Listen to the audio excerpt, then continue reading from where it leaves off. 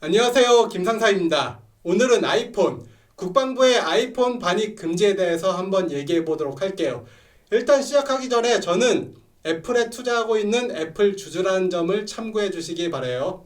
국방부의 아이폰 반입 금지, 저는 이렇게 생각해요. 높은 지휘관이 부하를 믿지 못한다는 뜻으로 해석이 돼요. 지휘관이 부하를 믿지 못하는데 왜 우리는 지휘관에게 충성을 해야 하나? 이런 의문도 들어요. 일단 왜 아이폰의 반입 금지가 추진됐냐? 그 배경을 살펴보면 우크라이나 전쟁 초기인 2022년 스마트폰 신호를 추적한 우크라이나군의 로켓 공격에 러시아 군인 90여 명이 한꺼번에 사망했습니다. 그래서 핸드폰을 통제하겠습니다 라는 거예요. 그런데 저때 러시아군이 사용했던 핸드폰이 어떤 건지는 나와 있지 않아요. 2022년이면 러시아 내 아이폰 점유율이 20%가 좀 안 되는 시기예요. 그래서 스마트폰을 들고 출입하려면 보안 앱을 설치하고 일부 기능을 차단해야 한다. 하지만 아이폰은 보안 앱이 실행이 제대로 되지 않기 때문에 사실상 반입이 차단된 셈이다 라는 내용이에요. 그런데 러시아군이 공격을 당했죠. 우크라이나군은 어떨까요? 실제 유튜브에 올라온 우크라이나군 전투 영상 중에 한 장면이에요. 손에 들고 있는 거 아이폰이에요. 아이폰 12 프로 혹은 13 프로 계열로 추정이 돼요. 노치형 디자인이 식별이 됐거든요. 이거는 정확하게 아이폰 12 혹은 13 프로 계열이에요. 인덕션 모양의 카메라 3개가 보이죠. 갤럭시의 보안이 좋냐 아이폰의 보안이 좋냐, 자료를 찾아보면 결론부터 말하면 아이폰이 갤럭시보다 뛰어난 보안 성능을 갖췄다. 이거는 운영체제의 차이에서 나오는 것이다. 삼성전자는 구글의 안드로이드를 기반으로 한 원 UI OS, 안드로이드는 기본적으로 오픈소스 방식이고 소스를 공개하고 배포해 누구나 자유롭게 수정하고 재배포할 수가 있는 게 장점이에요. 정보에 접근하는 것이 수월한 만큼 시장을 확장하는 데 용이한 방식이지만 누구나 그 속을 들여다볼 수 있다는 단점이 있죠. 그만큼 공격자에게 더 많은 먹잇감을 제공해서 해킹의 타겟이 되기 쉽다는 게 정론이에요.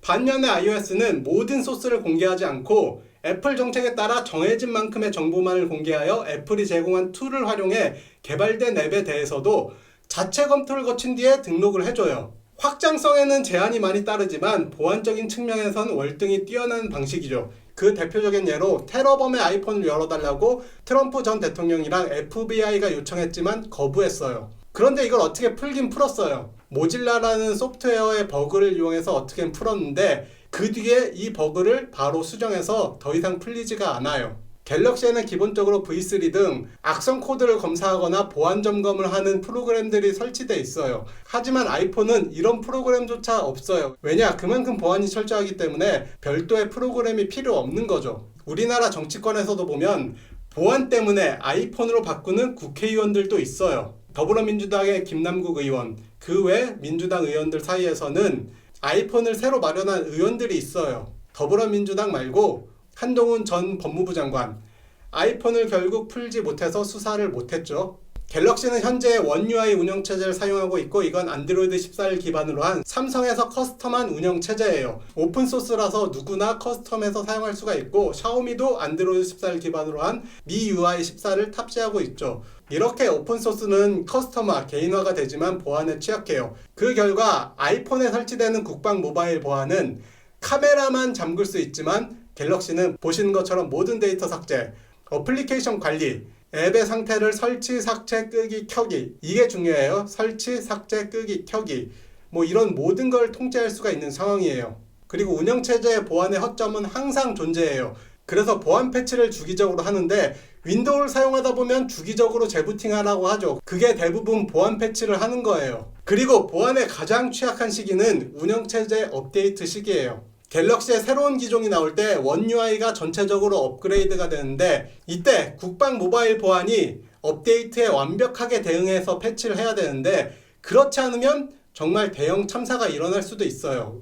왜냐? 국방 모바일 보안에 모든 권한을 넘겼으니까요. 그렇게 보안에 철저했던 아이폰도 이런 버그가 발생했었고 이런 버그를 완벽하게 통제할 수 있는 개발자는 없어요. 만약 이런 개발자가 있다? 국방부에서 절대 일 안 해요. 애플이나 마이크로소프트, 아마존에서 정말 연봉 10억, 20억 주고 데려갈 사람이에요.